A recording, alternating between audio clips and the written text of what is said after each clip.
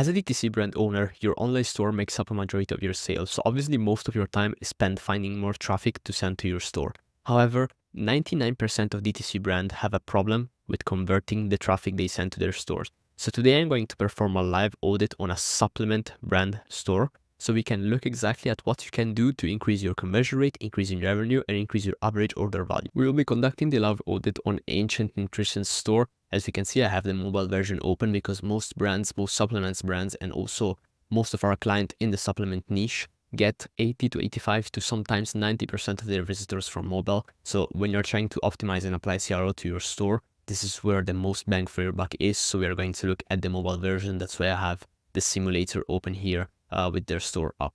We're going to look at 4 main things. We're going to look at the homepage, we're going to look at the navigation menu, we're going to look at the car page, we're going to look at the product page. That's where the most important parts are because that's where conversions happen. And we're also going to look at the collection page. So stick towards the end of the video to see the breakdowns for the product page and also the collection page. We're going to start right now from the homepage. So as you can see, there are a few things that are good to go, and there are a few things that I would optimize right here. So as you can see, the announcement bar here is very good. They are running a sale currently, so they're using the announcement bar to do that properly. So they are running a 15% discount of orders that are $75 plus, with code SAVE 15%, and you can directly click here to shop the sale. There are 2 things here that you can do better. So first of all, if you can gamify these kinds of announcements here and these kinds of discounts, of thresholds, if you can gamify them and show the actual customer like how close they are to getting the discount, that's where you're getting the most bang for your buck. Because yeah, this is good enough. So having the announcement bar and announcing the discount, this is good enough. But to take it that step further, to increase even more AOV and conversion rate, you can try and add, for example, a progress bar here or a step-by-step goal to reach the $75 threshold to be able to enjoy the 15% discount. And that's the first thing that I would do different here.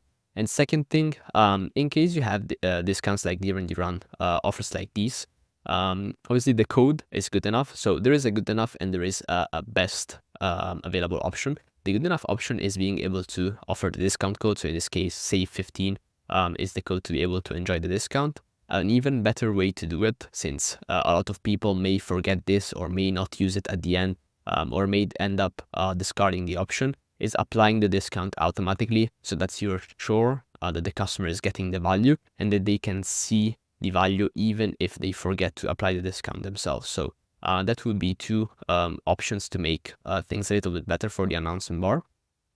For the other stuff here, so for supplement brands, and in this case Ancient Nutritions, they have obviously multiple SKUs. They have a lot of different products they're selling, a lot of different compounds, collagen, protein. As you can see, they have different things here. So they offer a search bar to look faster for what you're looking for. That's very, very good.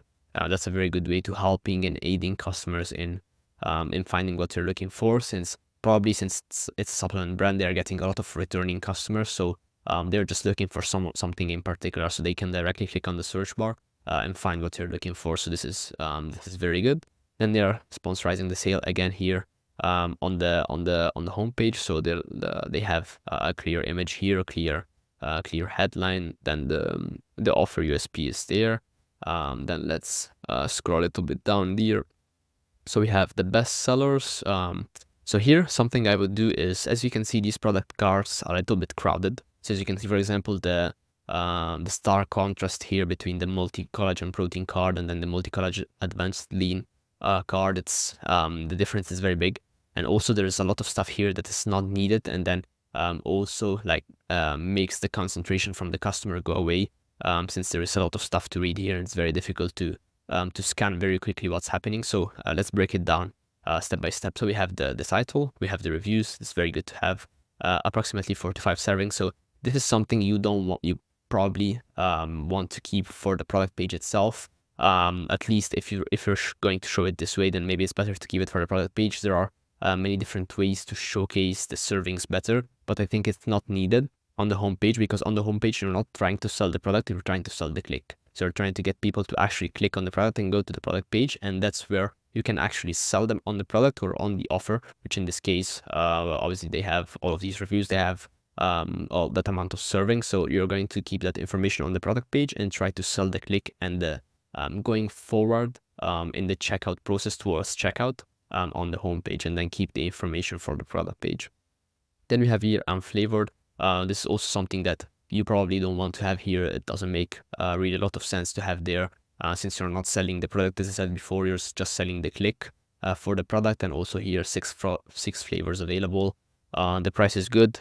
Maybe you want to showcase the discount a little bit better. So here we just have the price and the before price. Maybe having the discount percentage is better because it's something that people get faster. They just look at it and they can read it faster.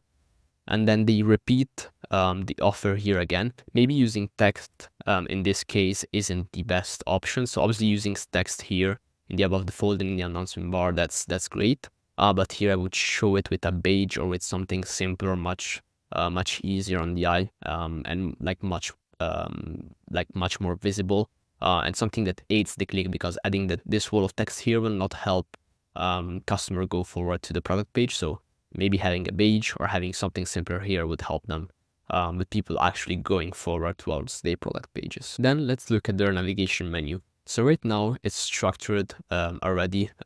It's good enough. So right now we have the division obviously for Shop All, then we have the division for all of their subcategories of supplements. So we have collagen, super greens, protein, probiotics, and so on. And then for every subcategory, we have all of the products that are in that category. So for collagen, for example, we have multi-collagen protein, multi-collagen advanced, and all of that stuff.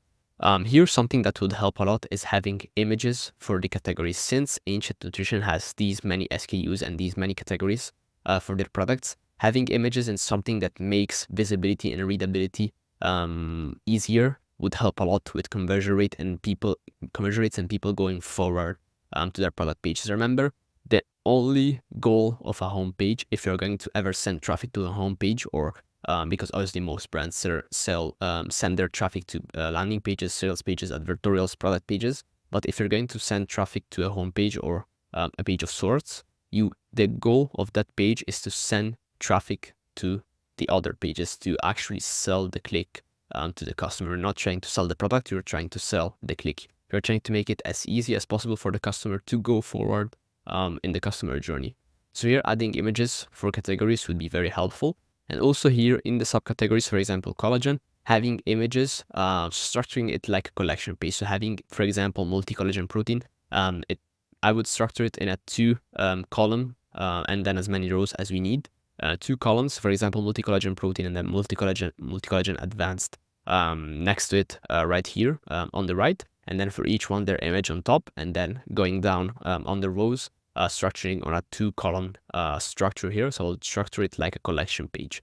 It will make it much easier to scan. It will make it much easier to read. And then it would help also with click-through rates to our product page, and it would help customers actually go forward with the journey. So then actually getting more eyes on your product page, getting more people the possibility to convert and to actually go forward to checkout. So this is how I would optimize their navigation menu. Then let's look at their cart page. So as you can see by opening the cart, you can already see the first mistake they're making here. The cart is empty and they're not leveraging this space. So all of this white space, they're not using it for anything. This is a very, very big mistake a lot of brands make. You have to leverage the cart to, as I said before, for the home page, for the navigation menu. You want to sell the click to where the customer can actually convert to your product. Every other page that's not a page where the customer can actually go to checkout through it, you want to sell the click to go to those pages where the conversions happen. So here on cart, you can, when the cart is empty, you can leverage obviously showing your best seller's product, and you can also have quick add to carts to them. So as soon as they click on the button, the product adds to cart directly. You can show your best sellers, you can show your best categories, you can show even some of your categories since the cart is empty, so you have a lot of spaces. Basically a new page you can use to sell the click to the customer. You can show best sellers, you can show all of your collections here, aided with images and quick add to carts. You have to use the space for something. You can't leave your cart empty if you want to actually get to those 7, 8, and 9 figure levels with your brand. You need to leverage your cart better than this. Then let's see how they perform on actually adding a product to cart. So we're going to go on the multi-collagen page, add it to cart right here, and then we're going to see how it performs. So There are a few things that are good, there are a few things that are bad, there are a few things that I would do better, but let's start with the good things. So they have the free shipping threshold here. That's very good, something that's very, very helpful to have on cart because it helps customers visualize how much more they need to buy from you to get to a certain threshold, to get a free discount, to get to free shipping, to get to a free gift. So gamifying the cart, that's very, very useful. And then they also have the selector to change from a one-time purchase to a subscription, so that's good enough. How I would do it better here, I wouldn't have a selector because this does not make the customer want to pass to a subscription. Why, clicking on this, would you ever want to go to a subscriptions? First of all, there's no prices for subscriptions, so customer doesn't know why like changing to a month makes a difference in the customer experience. And then second of all, once you pass to subscriptions, here they are removing the selector. So let's put that again in. So that's something that's also not that good, but I would change the selector here with a simple radio button or or a simple checkbox or a toggle, but anything else that's different than a selector here. The selector here is not good enough for this case. I would have a radio button, a checkbox, a toggle that you can select one time, that you can select and deselect to activate the subscriptions. That does two things. First, you can actually understand and like sell the subscription to the customer. So you can add some text near it to say, for example, activate the subscription and get the discount, or activate the subscriptions and get free shipping, or activate the subscription to get this amount of discount. But having the variant selector here is not good enough to leverage the cart properly.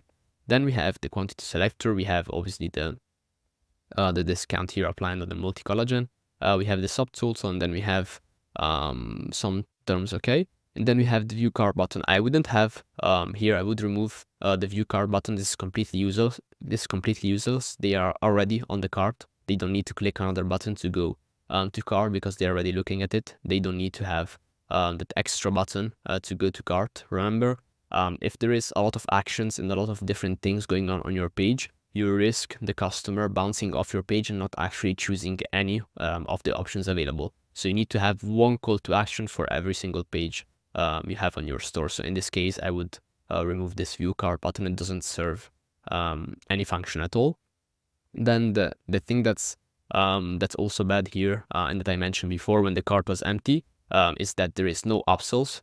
So you need to have upsells on cart. In this case, for example, we already have a product in the cart.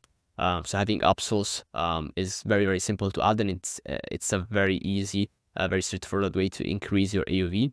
So for example, in this case, I would sell products that go well with the multi-collagen they're selling.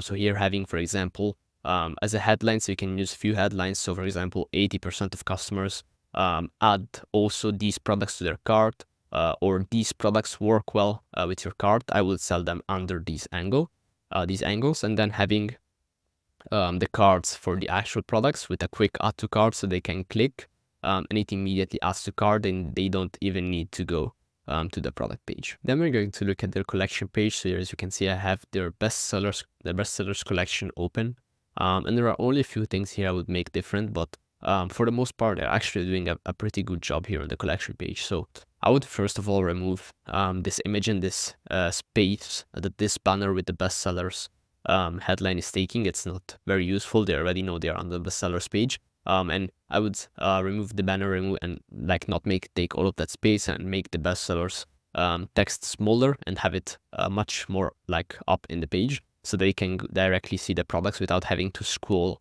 to actually see the first products in the collection. Then let's go forward at the filter options. They have quite a few filter options, so this is pretty good. This is not bad. Obviously, having filters when you have these many SKUs is vital. As I mentioned before, every page that is not a conversion page, so a product page or a sales page or an advertorial page or all of that stuff, you want to sell the click. You want to sell the journey forward to the page where the conversion can actually happen. So obviously, having filters on collection page help customers find what they need easier. So yeah, that's pretty good on filter options. Then here on the product cards, as I mentioned before, on the homepage there are a few things that I would make different, but we already mentioned those. And then something that I wanted to mention, but then I noticed they were already doing, is selling the offer they're running right now on the collection page. And they do it by obviously adding the card instead of a product here. So they're basically skipping a product or making a product move forward towards the visualization of the collection, and using a card to sell the offer they're running right now. So this is pretty good. This is obviously a very good use of the cards on collection page and on the space on collection pages. Something that's also missing is a quick add to cart for the products here. Having quick add to carts, for example, on the cart is almost mandatory. It's really, really good to have. It increases AOV, it increases conversions. On the collection page is something that I would not advise like adding without testing. So I would advise testing, like obviously adding quick add to carts on your product cards on collection page. And obviously, like all of the other things I mentioned, they are testable, and I would suggest you testing them before adding them blindly without knowing the impact they have. But yeah, there are a few things that are more easily understandable why they would help you increase conversions, revenue, and AOV. There are some things that have to be tested because the results and the impact can change brand by brand. So yeah, let's go forward to the product page. Here we are on the product page, so which I chose the product that has the most review on their store. So the multi-collagen protein here, as you can see, 13,180 reviews. And so we're going to look at this product page, and this is the most important piece of all the store, because this is where conversions happen, this is where add to carts happen, and this is where you go from towards checkout. So this is the most important piece of the process. So let's start from the top. So first of all, this is really quite bad. There are a few things here that are not good at all, but let's go step by step. So here we are above the fold.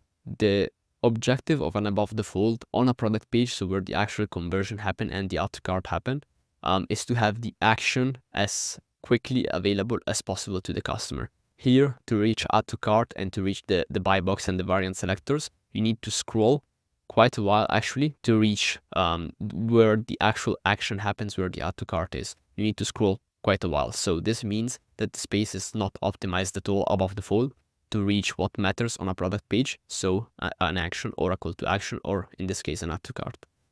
So why this is happening? First of all, the image is taking up too much space. If I scroll right this and I'm looking at the page like this right now, the image is almost taking, and like the image box is taking almost 50% of the real estate of the page. This on average is bad. So if you have good product images, not these for example, but optimized CRO optimized product images, we're actually selling and educating the customer on the benefits, the solutions that the product offers, then it wouldn't be as bad. But since the images are not that good, making it occupy 50% of the space on the above the fold is not good at all, and it's not optimized at all. So you need to reduce the space the image are occupying here on the page, and you need to make the image optimized and CRO optimized, and sell the information and educate the customer on the product through the images. So this is the first thing here that's not good and that needs to be changed to help Ancient Nutrition increase revenue, conversions, and AOV. Then here the things are spaced weirdly here. So they are all centered. First of all, for easy readability, you want to always put the text on the left, aligned on the left, not on the center. You can use the center, for example, on home pages, on external landing pages, or on stuff like that. But where you have text like this, you want to align the text on the left side of the page. So another thing here that I would change or split test at least. Then something that they're doing good, they're actually showcasing how much is the saving with the discount. Then they are repeating again the 15% discount of the orders. I wouldn't repeat this here, but I would repeat it near the call to action if you have to repeat it, and I wouldn't repeat it with text. But as I mentioned before, I would repeat it with a page or something more visually readable, visually appealing to be able to increase those add to carts. And I would also change the layout and how things are structured here. So I would put the images on top, then the title, then the reviews under the title, then the pricing, and then we have to go on the bottom here and actually go forward with the buy box, and where the most important thing we want to happen. So here they have a little description of the product: get 10 types and 20 grams of collagen plus clinically studied ingredients like SBO, probiotics, and vitamin C. This is a good description.